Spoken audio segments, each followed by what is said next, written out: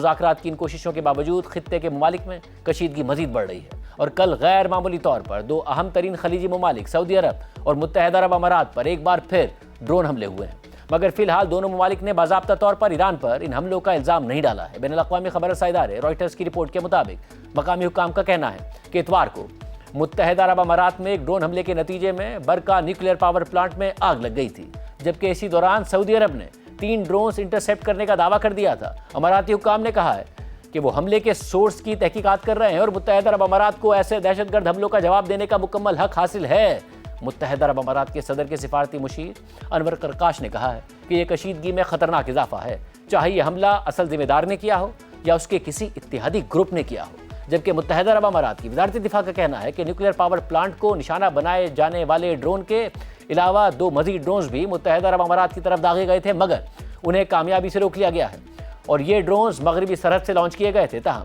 اس کی مزید تفصیلات سامنے نہیں آئی ہیں، جبکہ ابوظہبی میڈیا آفس کے مطابق جو ڈرون